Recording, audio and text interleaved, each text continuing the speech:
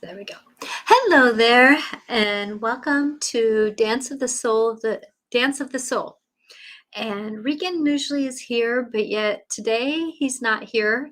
And I think that he said that something was going to be happening this week, but he didn't tell me. So, with that, I am grateful to be here. I'm Natasha Venter, and I'm a medium, intuitive personal awareness life coach. And I love to help people go through life. And when we're going through life, going through those things and navigating what we're going through, many a times in life, life happens and we don't plan it. So Regan and I today, wanting to talk about how when life doesn't happen the way we planned it, oh, can you imagine? Life does that to us all the time, doesn't it? Life is always going to be doing something to us. And when we're going through life, going through the things we are, navigating through life, can you imagine all the people that the universe of our beings have to navigate with? Oh, that means aligning this, aligning that. And then many times when we align, it doesn't align very well, does it? Well, I want you to know that many times when we're going through something, planning it down to the detail. You know how many brides on their wedding day plan everything down to the minuscule thing of how things are supposed to be? Who's going to do what? What's going to happen here? What's going to happen there? Well, can you imagine that? How can everything fall into place perfectly? Well, I want you to know that the universe is made perfectly imperfect. That's my favorite saying. I'm perfectly imperfect. The universe is perfectly imperfect. And as we're going through life and navigating through life, isn't it amazing how it's never perfect? And I know many of us, being the time of the year that it is, just went through, if you so chose, a chance to be with family. And if not, you were one who navigated it by yourself. And my love is with you if you had to, because I know how navigating through special days for certain people don't always work out for those and others. And as we're going through life and navigating through things that we're all navigating with, it's amazing. And I'm texting Regan right now to coming on, just checking in to see if he's okay. And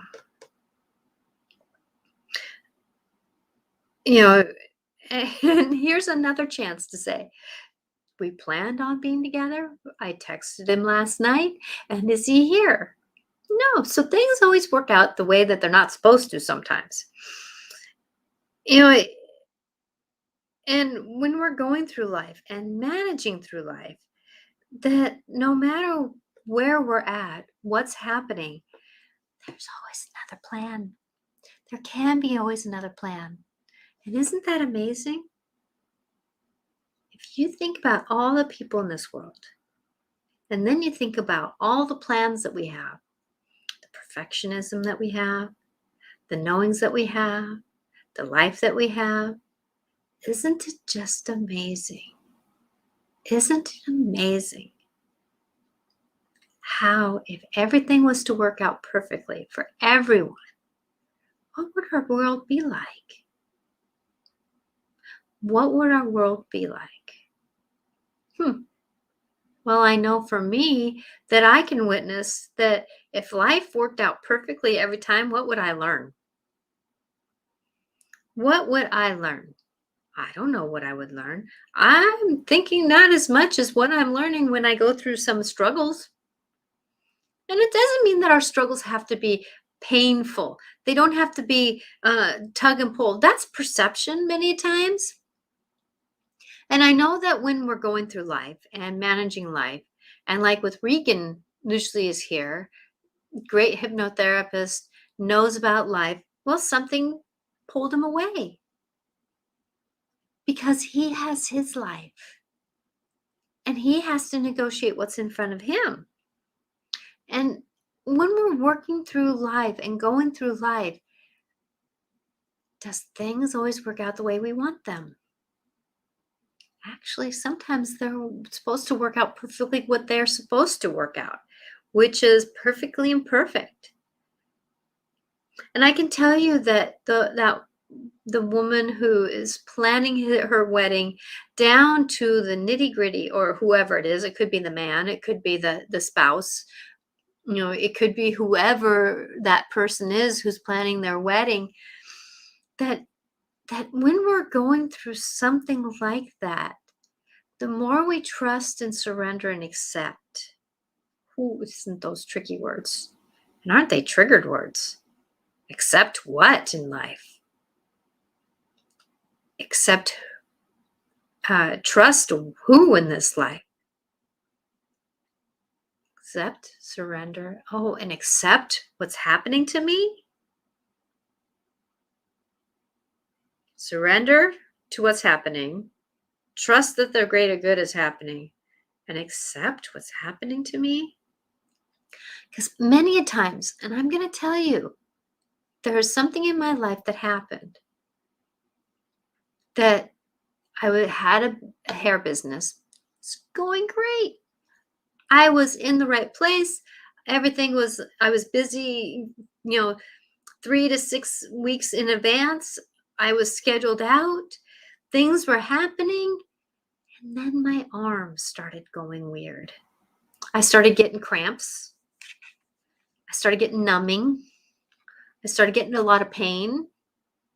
I'd get spasms. And slowly I had to cut back on my work. And then, come to find out through my marriage, that we decided to move. So cutting back, I didn't have to be at the shop. Cutting back because my arms, some days it was hard to even pull up my own pants because I had so much pain in my shoulder area. And finding that out, well, I can tell you that even though I still wanted to do hair, I still wanted to be who I was.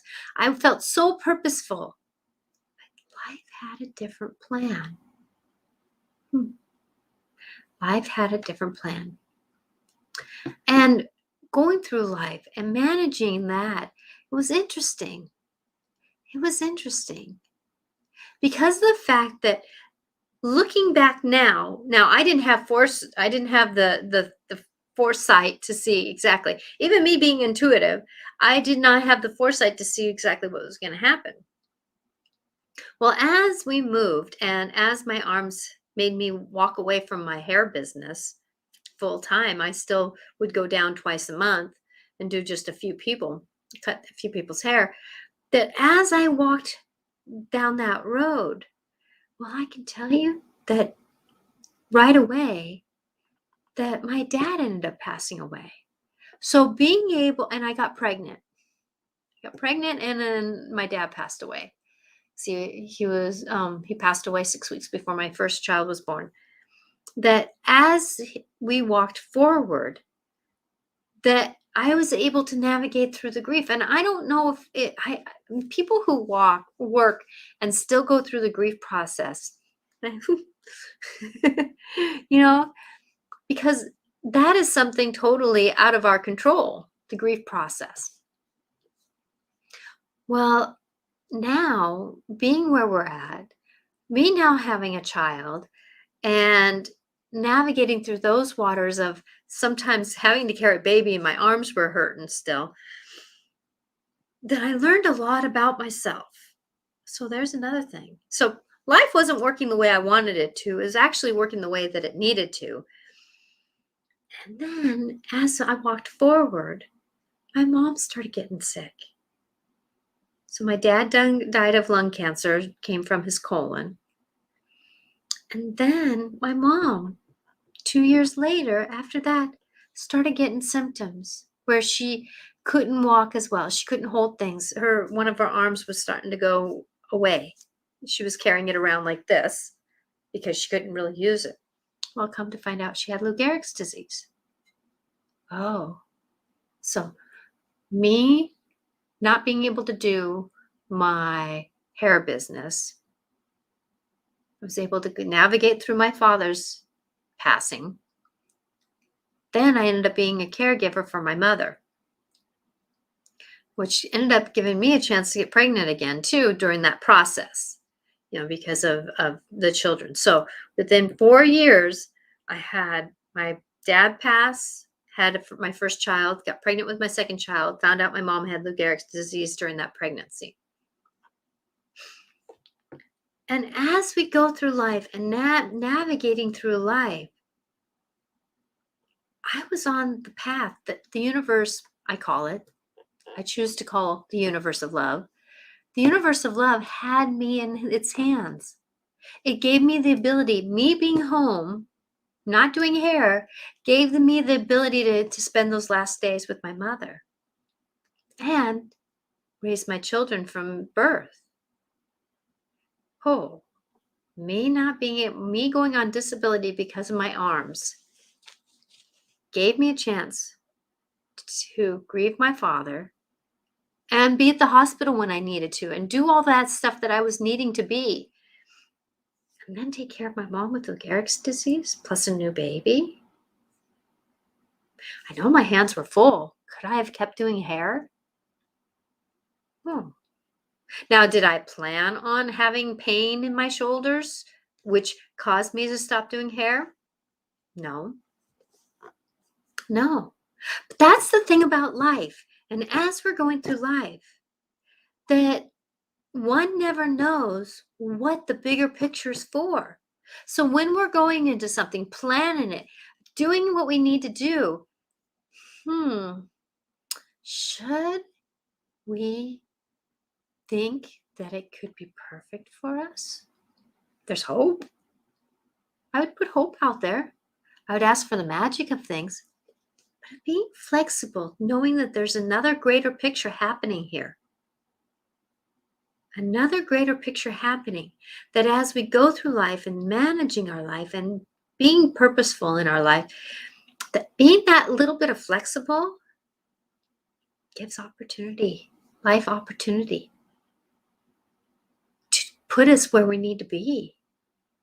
Being flexible gives life a chance to be. Now, I know a lot of people that start up businesses. They have all their hopes and dreams in that business. They put tons of money in, and then it doesn't work. How many people started business and then COVID hit and they didn't have any customer base to keep going, or they weren't flexible enough to be able to manage it? Going forward in life is not easy, especially when we're perfectionists. And that perfectionism, it's an interesting place, because many of us are taught our perfectionism because our parents were perfectionists, or they expected perfectionism out of us. One never knows why we have the parents we do either. That's another story of how when we're making a plan. Now I haven't understand. We make a plan. Oh, Regan's here. Yay. But he's getting set up, so I'm not going to put him in until he's set up. So as we're going forward in life and managing life, isn't that amazing how things work out the way that they're supposed to? And Regan, I'm giving you a chance to get set up, so no, there's no rush. Grateful you're here. With this conversation because Regan has been having many a times where life was he had planned to go one way, and then life went, you're going to go the other direction. But it was part of flexibility that I know got him to where he's at today. So Regan, are you ready? Okay. Hi, yes, I can. Okay. Hello. Hi, sorry about that. I was out. I'm leaving tomorrow for Arizona to pick up that van. And I had my phone setting here. It has my alarm, and I was out there sweeping leaves. And then I went, oh my God, it's after 4. So I just rushed in here. Still got my work clothes on. Uh-oh. You're looking very handsome as a man, and perfectly imperfect. And that's the thing about life. Like, actually, this was perfect. Good. How we had, having a plan. Yeah. We had a plan to be here at 4:00, and then it didn't work out the way that if we were perfectionists, if I was a perfectionist, I would have been upside down and inside out. Uh-huh. But what did I do? You just went with the flow. I went with the flow. That's good. I swam in the water of what was supposed to be, and just started talking about it. And that's the thing about life, that we're never going to do exactly what. I mean, I feel for perfectionists. Yeah. I feel for perfectionists. So the conversation we were going to have today is about how do we work through when life doesn't work out the way that we planned it.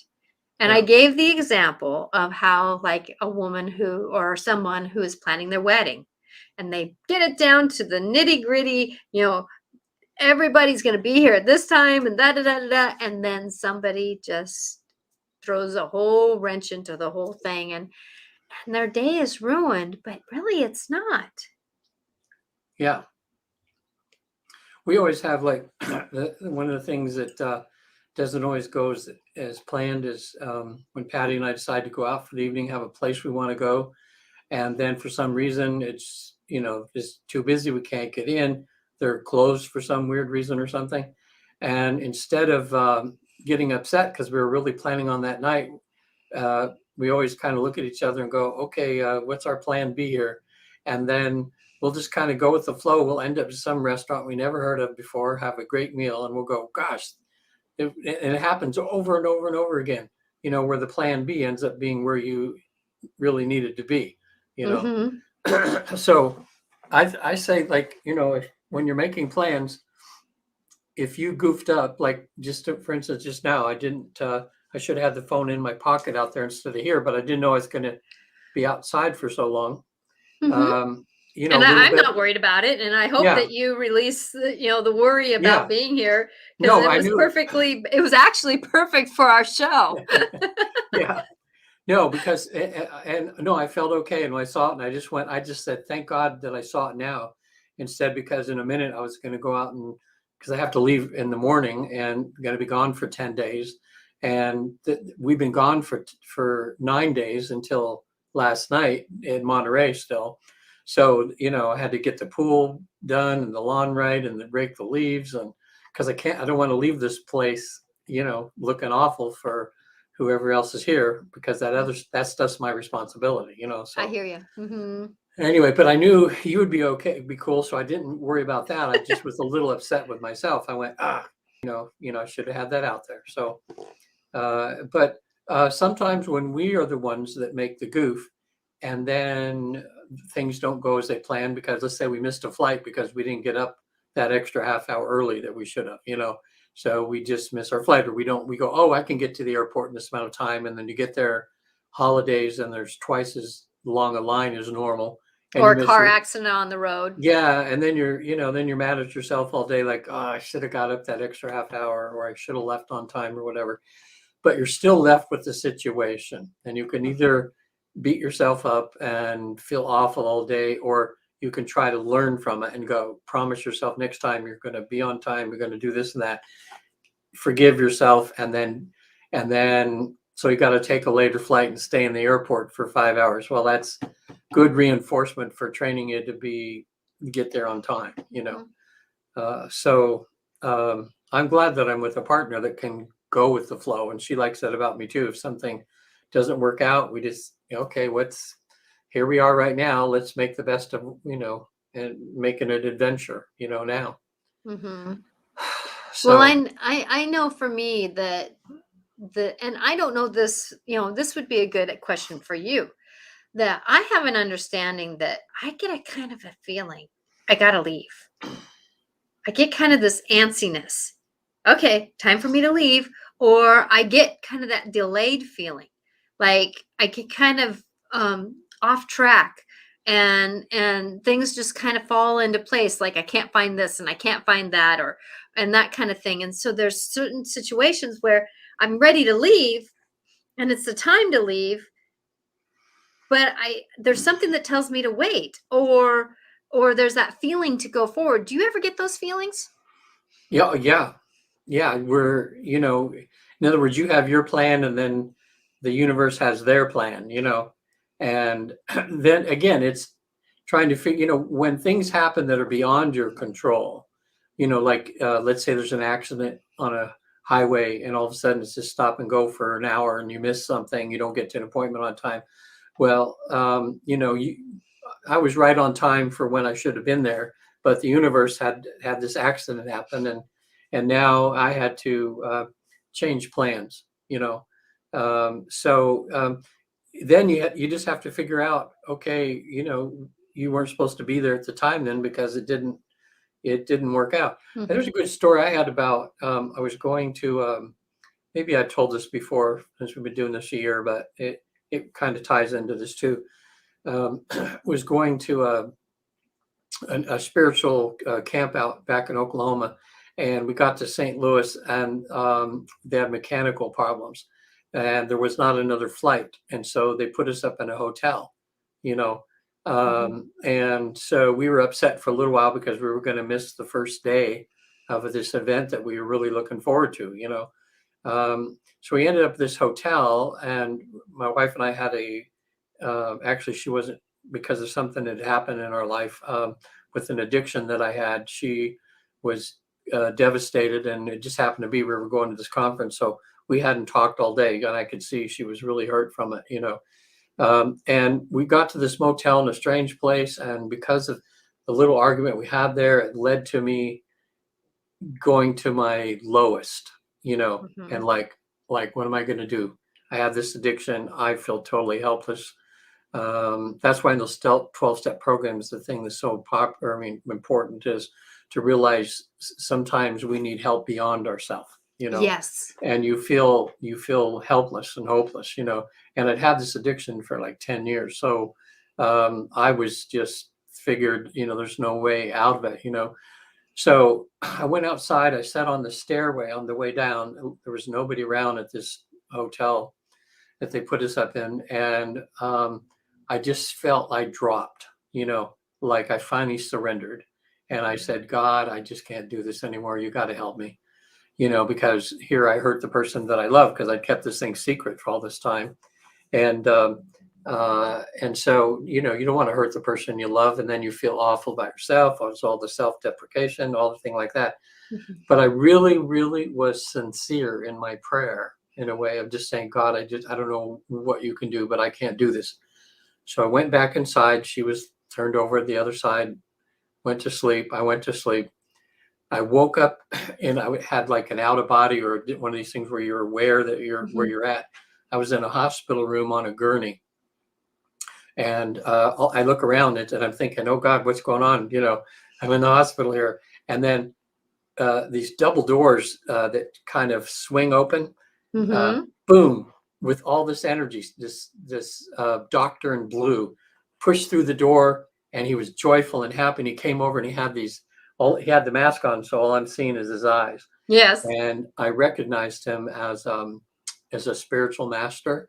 One who had died before I was alive, but I read about him and seen pictures of him and listened to that.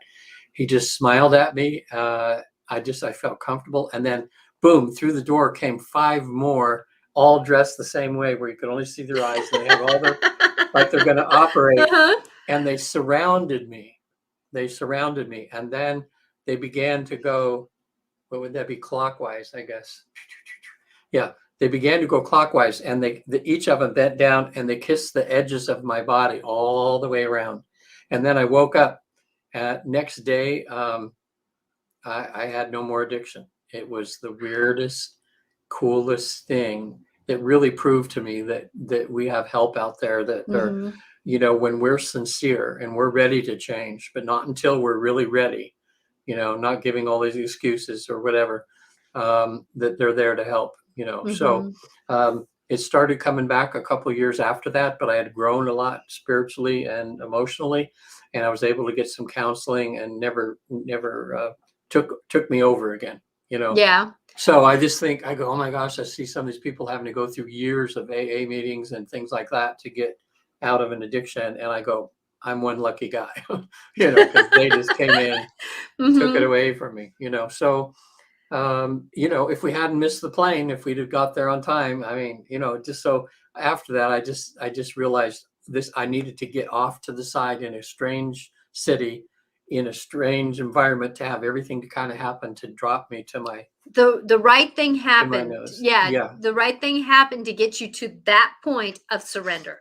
Yeah. If anybody's listening here, I bet they have similar stories about taking off somewhere and something not happening, and they ended up in a place that they go, oh my God, I was just, it was a miracle that they got here. Well, I Um, can say that I didn't necessarily have where I was out of my normal routine, but I've had moments, where it was like, this was greater than me. yeah. This was greater than me.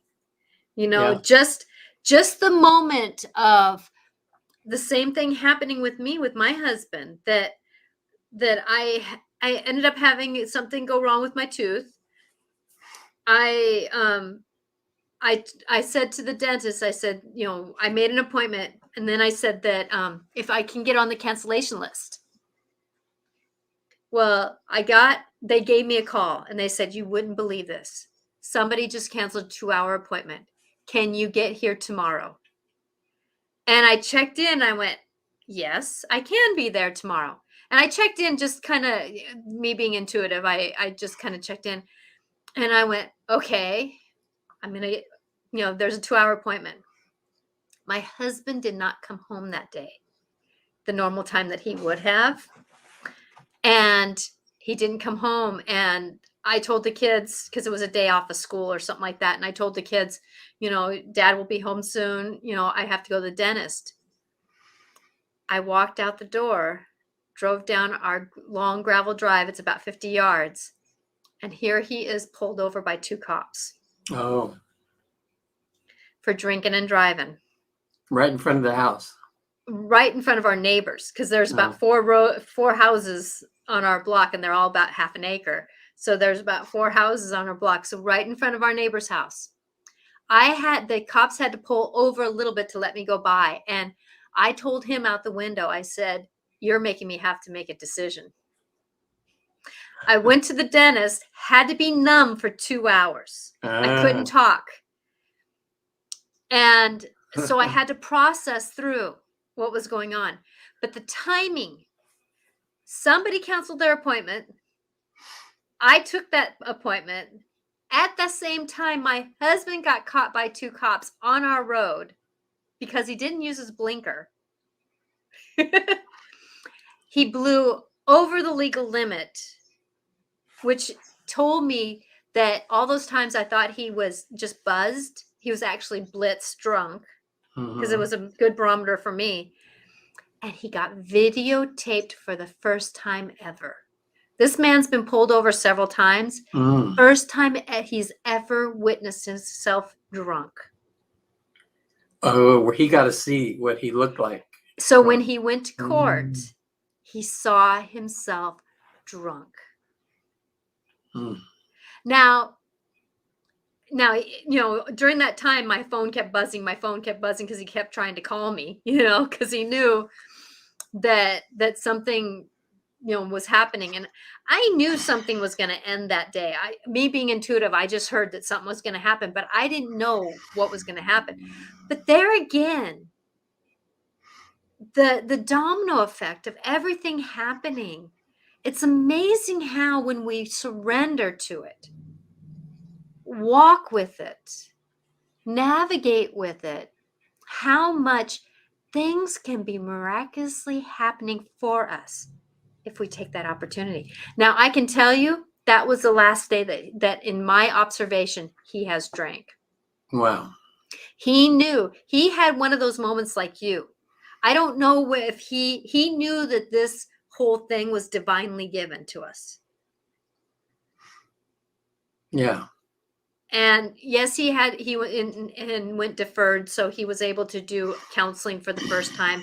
Had to go through the AA process, which I was grateful for because he was a man that didn't believe in counseling. He didn't believe in talking. He didn't believe that his childhood was the domino effect of how he became. Yeah.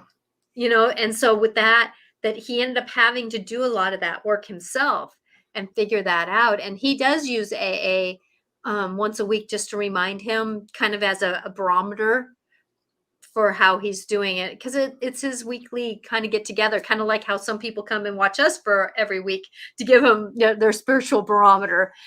And it's amazing though that if life turned out the way we wanted it to all the time, I can tell you that I wouldn't have learned what I've learned, and would not have had the experiences that I have to help me be who I am today. Mm-hmm. And I like I who I know. am today. Yeah. Yeah. We all go through, it's funny, like I said, we have our plans and then God goes, you're kidding. What? Those ain't gonna work. Come on. That's not for your spiritual growth. I'm sorry. Right. I got to show you something better, So you got to be open to that. But boy, when I started teaching myself over the years, took a long time, but to go with the flow when things happen. I mean, I can't tell you that the degree of happiness in my life, the quotient of happiness just was way up compared to where it used to be when I'd get all uptight about things not working out like I wanted them, just, this Sprinter van that I got, okay. It's not worked out how my fantasy was so far. It's been a real learning experience, but I know for some reason that this is all happening for a reason. And when I fly there tomorrow, I'll be driving this big old, FedEx truck down the road. I'm just thinking now I'm going to get chewed out and everything from people going, "Well, you're late," and until I can get that off of there, which I don't know how long that'll take before I get it painted and everything. So it's cost me about $3,000 more than I thought it was with repairs and things, and then I ordered this transmission for my other van that I need to replace so I can sell it. And apparently that was just a guy on the internet that just took my money. And so I've got no transmission for that. It was $650. And that's still, I can still in my gut when I think about that, because I still call every day and he never picks up my call. So what I'm going to try tomorrow is I have a spare phone. I'm going to call in a different number and see if he picks up. And then I'll know. I mean, and all he's going to do is probably hang up on me or whatever. I'm probably not going to, but at least it was only $650, and it was a lesson when you buy online to something like that. And there were some red flags, but I just ignored them because I was getting a good price, of course. So even at my age, Oh, ouch! I'm sorry. Oh, okay. Now, see, I'm pretty good about being open with the mistakes I've made because I think it'll help others learn. But here I am, this really spiritual guy, doing my exercise all day, feeling really good about my spiritual stuff. So I pulled over at a rest stop when I was traveling, and in comes a guy he's got a station wagon, but he's got his UPS hat, or his FedEx hat on, FedEx shirt and everything like this.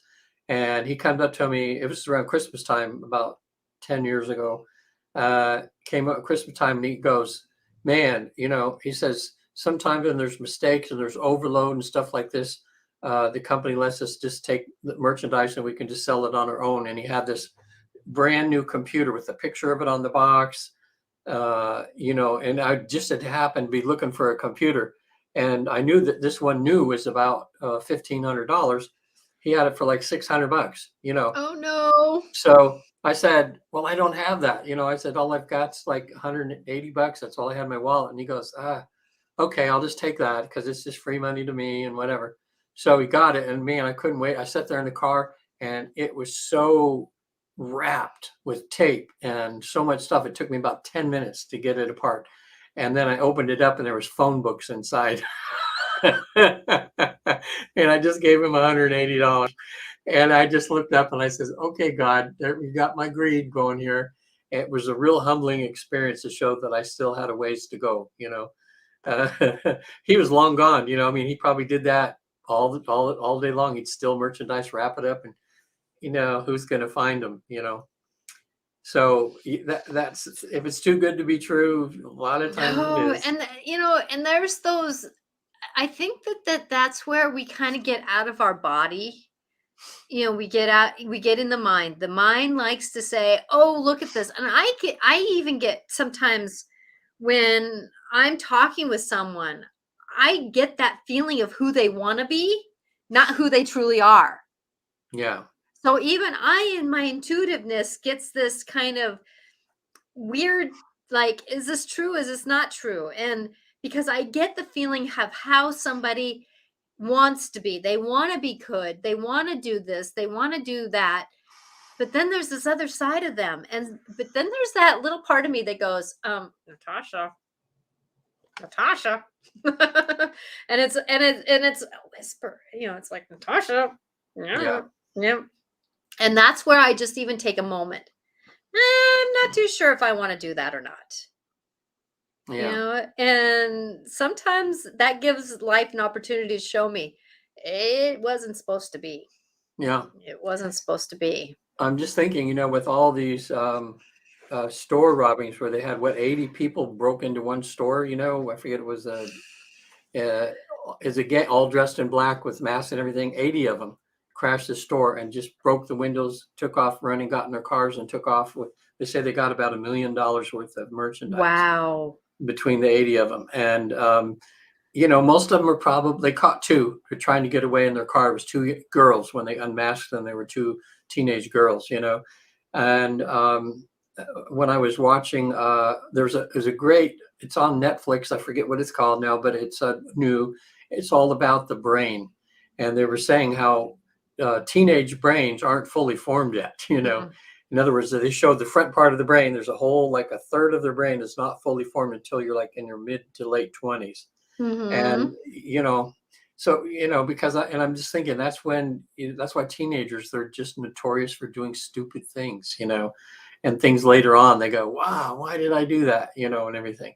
So Well, some judge. and too, a lot of our teenagers right now, they've heard for the last 2 years how disorientated our world has been. Yeah. Very angry parents who've lost their jobs, and they're very angry about losing their jobs. And why are we being kicked out of our house? And why is this Mm. happening? And why can't we get our footing? And that blaming of society, blaming of everybody else. When yeah, it is society. Yes, it's everybody else. Yet it's us too. We're part Yeah. of that everybody else. Well, talk about plan B. You're right, with the people losing their jobs, people quitting their jobs, different things. So many people are having to go to and just say, okay, this is what life gave us. Now, a lot of people are making good out of this. I think a lot of people have quit their jobs that they were unhappy with, because being home for a while, they just really could look back and go, man, I was just like a rat in a maze. Doing all this stuff, not making any money, and I want my life better. So they're going Mhm. for better paying jobs and things. So that's the upside to COVID, is that it's caused a lot of good change for a lot of people, Mhm. you Yet at know. the same time, though, that's part of the whole picture of, well, I this is what I want. Yeah. Yet at the same time, we have to be willing to understand that everything we go through has a shadow effect. You know, there's going to be the good, and then there's going to be the bad. Just like if you look at like me being a Cancerian, that with me, you know my crab, there's many times where when I'm stressed out and navigating, that's I'm very passionate, I'm very caring about other people, that's my good. Yet at the same time, though, part of my negative is that I can get underneath the rock and stay there and not communicate very well. Yeah. My husband always says, I never know when you're going through something that bad, because I just get real quiet. He can tell that I'm going through something because how quiet I get. Yeah. But that's where I should be getting out and talking and communicating. So there's always going to be, in everything we do, we have to be willing to walk through that side of us that doesn't necessarily want to do that job, or that side of us that doesn't want to go through that process, or that like, did I want to sit at the vet having a mouthful of being numb at the same time knowing my husband is talking to a cop? No, but at the same time, though, it was the worst, best day of my life. Yeah. That's a good way to put it. The best, worst day. Mm-hmm. Yeah, it was the best, worst day because life was moving me forward. Now, I had to make a choice. If he kept drinking, was I going to have to leave my husband, leave my home, leave everything? Well, I was already kind of planning that because our marriage was getting to that point, with Mm-hmm. his drinking. That I was starting to look around at different different apartments that I could, single parent, with a just, not even making $1,000 a month. I was going to have to make a choice where to live. Mm-hmm. And there was, again, is that I had to make a plan A, plan B. Sometimes I make plans up to Z, D, MNOP, because of the fact that when we're working through life is not going to be A, B, C, D in order. Many times it's going to be M, N, A, Q, Z, all these different things that, and it's just navigating through those waters of it. Mm-hmm. I don't know. There's no right or wrong. And being emotional through this process is part of the game. Yeah. Yeah. That's one part that a lot of people think that, when we're navigating through, we forget about our emotions that are attached, the grief that gets attached. Oh, hi, Kathy, my cousin Kathy. Thank you, Kathy, for I've never chiming met in. her before. My cat. She's my wonderful cousin Kathy, who, love her. Like, she never had planned her life the way it's turned out, but I don't know about us Mendenhalls. We just kind of buck up and do. Yeah. That's my maiden name, Mendenhall. It's just one of those things that, but when we're going through something and it doesn't work out the way we want it to, grief, grief isn't about losing people. It's about losing life. Yeah. It's about losing what we had hoped. It's about losing, it's about the loss of what's happening. And I want people to know that it's okay to be angry when things don't work out the way that they want them to. Yeah. But be angry in a way that's productive. Scream into a pillow, punch a bag, punch a pillow, go for a walk, scream when you can, do those things that make you feel better. But know that, having a glass of wine or something can help. But please remember, though, that going to those outside things doesn't always help us work through the inside problem. That's true. Yeah. You said grief, and what came to me, I saw something really nice. Hey, Veronica. That was, I forget his name. It's an actor, it's kind of up and coming actor, and he was on a TV show. He was going through grief over something. And he's the young man that was in Hacksaw Ridge.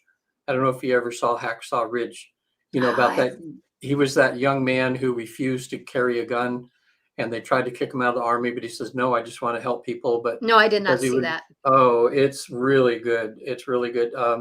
Mel Gibson actually made the movie, and it got all kinds of acclaim about 3 or 4 years ago. I think it was nominated for Best Picture. But it's a true story of a guy named Desmond who was a Seventh-day Adventist, and he wanted to serve and he wanted to help, but he didn't want to kill anybody. He didn't want to have a gun. And of course, he got mistreated, beat up by all the fellow people at boot camp and that. They tried to get him out, but he wouldn't, took the dirtiest jobs they gave him. He had to even miss his wedding, I think, because they made him stay on base when he was supposed to be married, because they were trying to force him to just get out, but he wouldn't, And finally it went to court, and his dad, who had been in the military, actually knew somebody, an old general, who called and they said, look, he wants to help, let him stay. Well, it was one of the worst battles where the guys had to go up ropes up a cliff and attack the Japanese, wave after wave for days, and then they would get repelled. They'd have to go down about 100 feet down. Well, one of the worst battles, he's up there, and they retreated, but he stayed up there, and overnight he pulled about, it's like 50 or 60 guys and saved their lives. It was just, and it was just this guy that he just stuck to his beliefs. He wanted to do something good, and so, at the end, I mean, he's a hero to everybody, and so they showed in this, they're supposed to go up again even after that day. He's got to go up one more time. And everybody's standing around, and the general comes up and says, what's everybody doing? And they said, we're waiting for Desmond to stop praying. In other words, they were not going to go up until he finishes praying, because they felt lucky. In other words, he was like an angel to the guys, that they knew if they were there, they have somebody that would try to save him, But a great story. But he's in another movie now, which just came out, and he's talking about grief. And he says, I hope I never get over my grief, in a way, because grief is unexpressed love for the people that I lost. And it was a good way to put it. I love that. Unexpressed. I love that. It's that longing, that love that we have for somebody, and that we feel. And I gotta write that down. Yeah, isn't that because I'm going to be in the moment. So that long story to get to that, but it's the unexpressed love that we feel for somebody.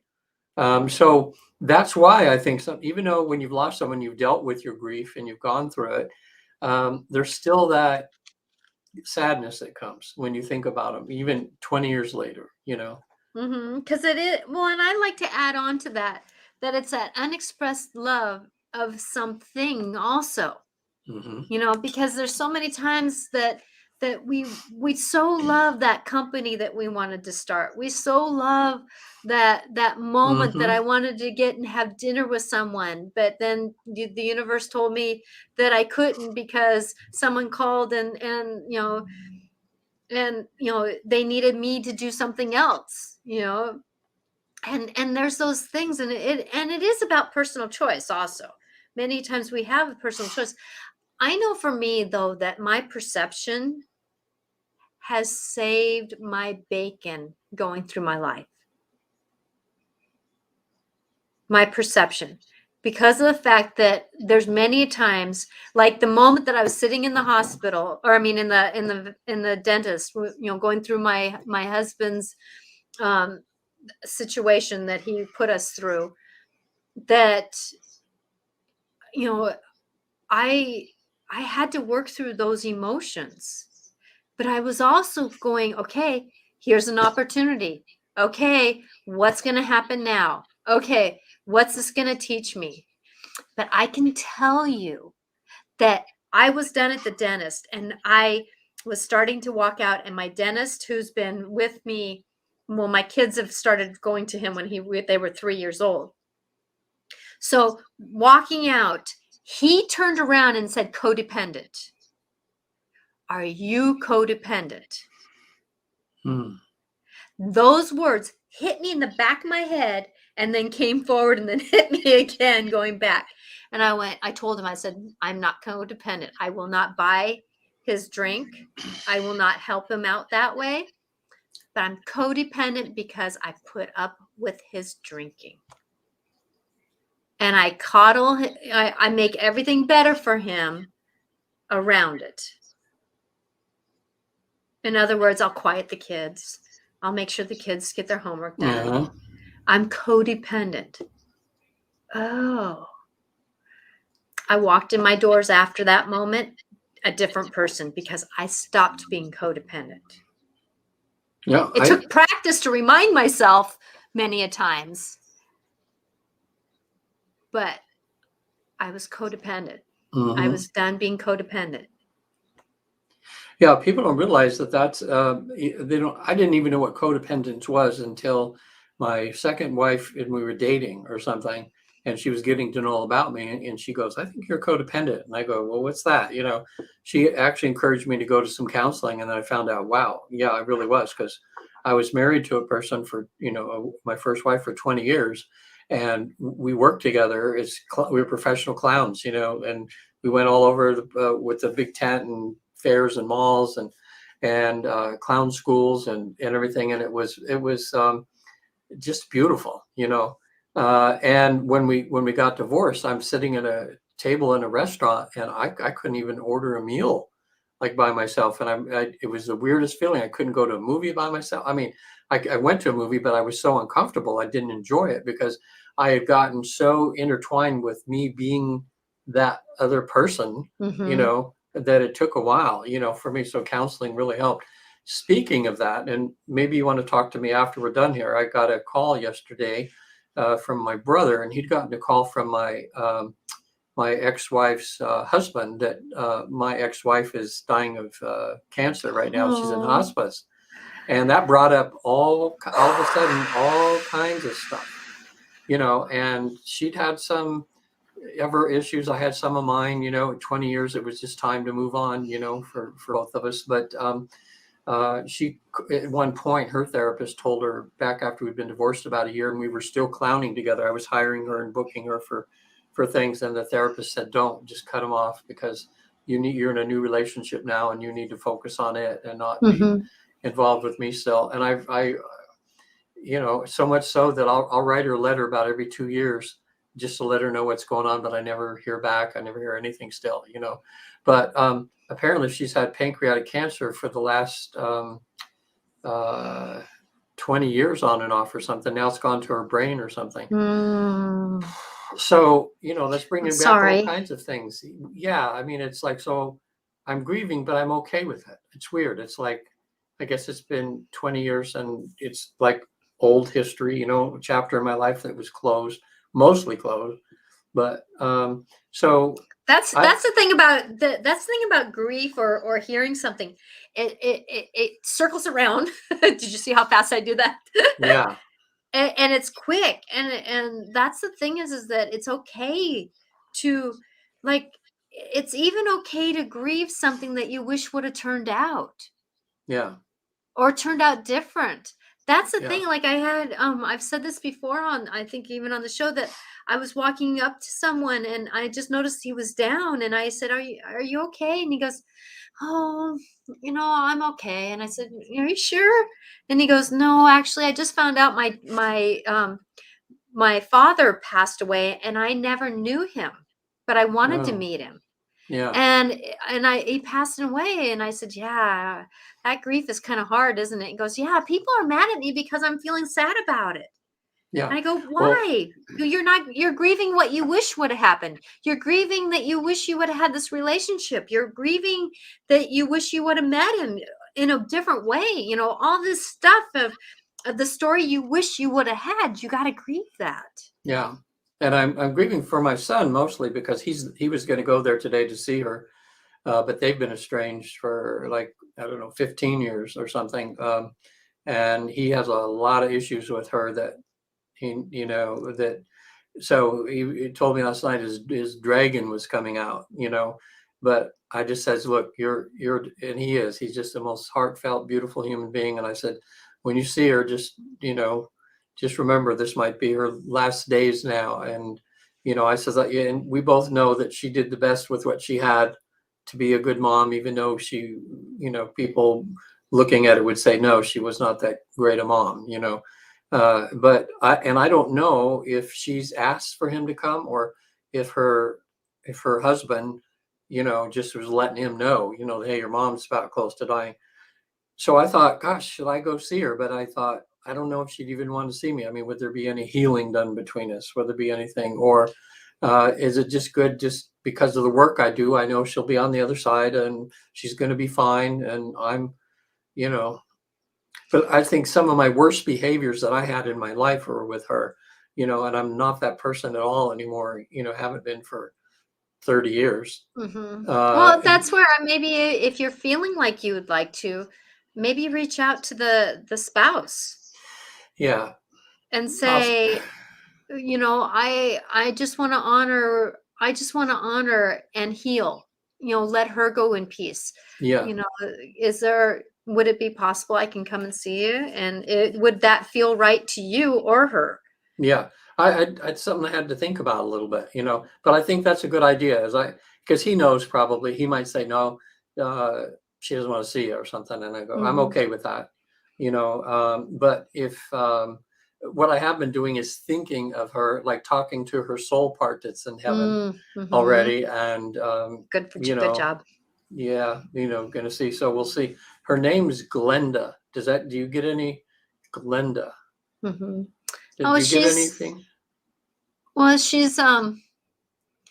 yeah, she's not long for this world. Yeah. Not telling you how, I can't tell you how long. Yeah. She is, she's doing a lot of life contemplating, as anybody in that space and time would be. Yeah. She's struggling because she doesn't want to see a bunch of people because of how she feels and looks. Yeah. But that's the thing, is that we don't care. Right. We don't care. We don't care, but she's kind of in that mode because that's her world right now. Yeah. Um, she's being taken care of. She's not quite on drugs all the time. I mean, she's on Yeah. drugs, but she's not, a lot of times when you're on hospice, love them. They saved me with my mother. That there is a time when they ask, should we just make sure that they're comfortable? Yeah. And they're not there yet. She's not there yet, but yet she's very close. Yeah. So, and Well, I think too, I told my son I'd call him tonight and ask how it went and see how she was. And mhm, I'm mostly concerned about him because he still has some issues with her. Whereas I don't believe I do until I'm aware of. mhm. And I want him to be okay. Yeah, and thank you for being that kind of person you are. Yeah. Mhm. Because that's all we Yeah. can do um is navigate through the waters of what we've had happen to us, so that we can navigate the waters of where we're supposed to go. Yeah. It's amazing how, we hold that pain and ache of what should have happened, when it really was what did happen, and how can we better ourselves through that process. Because many of us didn't have, I got lucky, I had good parents, but they weren't perfect by Yeah. any means. And I always said that I had a safe family inside, not so much on the outside, but on the inside. And but we have many times where our parents didn't know better to do better. Yeah. Our See, siblings didn't know better to do better. I'm gonna be gone for about 7, 8 days, something like that. So I figured, well, let a little time pass. If she doesn't pass when I get back, and I'll talk to him, and I'll go. It's only about 100 miles away, Hmm. and if she's still, cognizant, and it would help. And I don't want him to feel her husband bad either, because I don't know how he is as far as jealous or exes sometimes. I think he's a real nice guy. Yeah. I think it'd be okay. He's a good man. He was Yeah, a and that's the thing clown. is, yeah, I don't feel like that he, especially wording it, as something like, I just want to honor her for where Yeah, I our like lives that. together, Yeah, and I find that when I say those words, I honor you, and or I like that. that that it just kind of takes the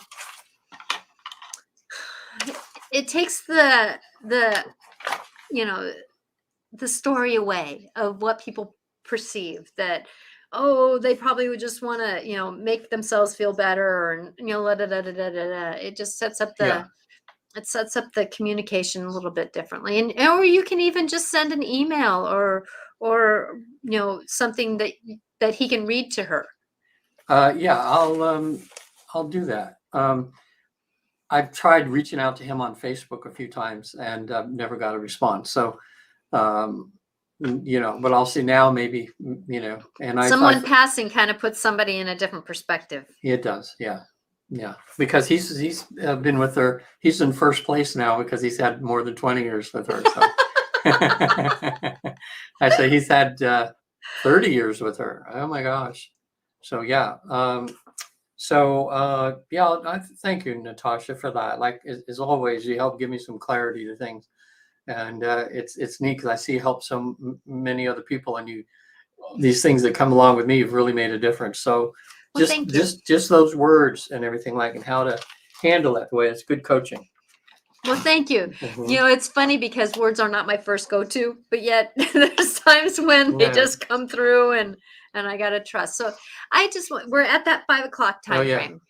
And if anything, I hope this show has helped someone somewhere that you can tell, you know, when things don't work out for you in the way that you perceive that it was supposed to, there's that supposed to, that Mhm. actually life has a bigger picture for us and a greater plan for us. And if we go, I surrender, I surrender that the greater good is going to happen.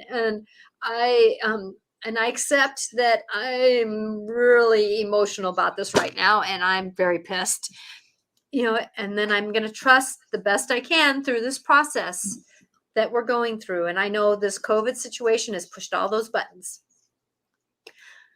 I can tell you though, the people that ended up rolling with this COVID scenario actually have turned out better off than the people who went into their stories and went down the rabbit hole. And I can tell you, there's times when I went down the rabbit hole, but I climbed right back out. Right. Yeah. Yeah. You know, it's okay to go down the rabbit hole, but just make sure that you keep one hand up to where you can climb Right. out. I say poke your head in there for a minute, but then get it out of there because Exactly. you just make things worse.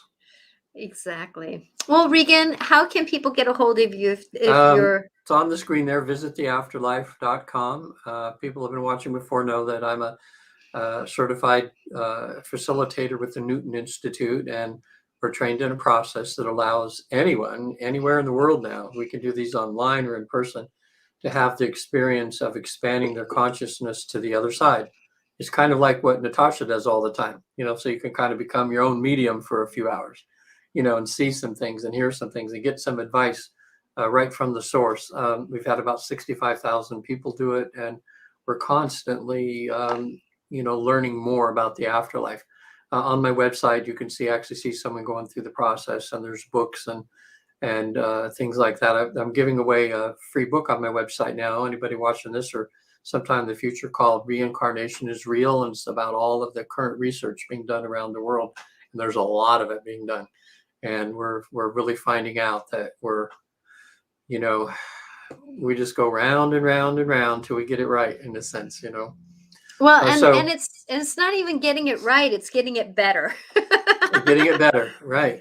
Mm-hmm, mm-hmm. Getting it So, better. whether it's a past life regression or you want a life between life regression, which is where you actually get to go to the afterlife and spend a few hours in heaven, as a lot of people call it.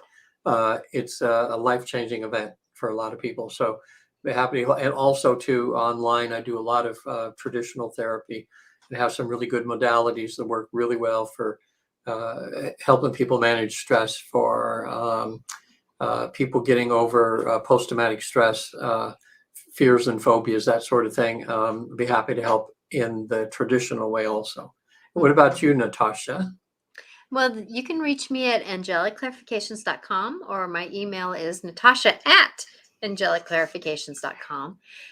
I am one that I really enjoy, like what I've just done here, helping people, giving them perceptions. And when you sit with me personally, I help you through your personal story, however that weaves and goes. And it's amazing how one thing is the thing that's showing itself, but then underneath is the real reason why something is showing on top. And I love to dig a little deeper to help people get to be more graceful with themselves, more healthy with themselves. And through my mediumship, many times I can help people through their knowing why somebody is happened, why my mother was the way that they were, or my father, or sisters, brothers, whoever. And I just, if I can help someone through life, that's my wish and prayer. And right now I have a special going on. I have it's $80 an hour right now. So I'm actually giving a special until the end of January 2022. That's great. That is a heck of a deal. Because I know, and I mean, there's some mediums out there that charge $300, $400, $500 an hour. Mm-hmm. Uh, I like to keep it to where I can help people. Yeah. I'm not. I do need to pay for my services. Right. I've done some classing, and I've done my work to get here. And so with that, I do like to be honored with payment. Yet at the same Yeah. time, though, I love to help people get through what they need to, Yeah. and that's my wish and prayer. That's good. Okay, so blessings to everyone. And next week we have a guest on. We already know we're going to have a guest next week. Yeah, we do. And I'm forgetting her name at the moment. But she has a podcast where she interviews other people that have podcasts. So that has to be an interesting thing because there's so many podcasts on so many different subjects and everything. And it'll be interesting to get her viewpoint on what's going out there in the podcast world. Sarah Spector. Oh, no, it's not Sarah. It's, I think it's Sarah. Sarah Spector was my friend. That was Oh, that's right. I have to look it up. And I've got from my my 9-day trip, I haven't unpacked my appointment book. But anyway, anybody tune in. It should be very interesting. And I'm sure she'll probably tell us about some of the most interesting podcasts she's had, and maybe we'll get some, see how she looks at the world spiritually with what she's doing. Mm-hmm. It should be very interesting. I'm looking up my email too, because I think you said it in the email. I know I'm so bad. Oh, I know where my calendar. It's on my calendar. I think it's on my calendar for next week. Did I put it on my calendar? I did, because it's not going to be December. Yeah, it's in December. And I'm going to be on her show, just I think 15, 20 minutes, something like that. She'll interview me about what we do. So, we can be letting other people know about our show too. So it's good. So I'm looking up. I just got it here. No.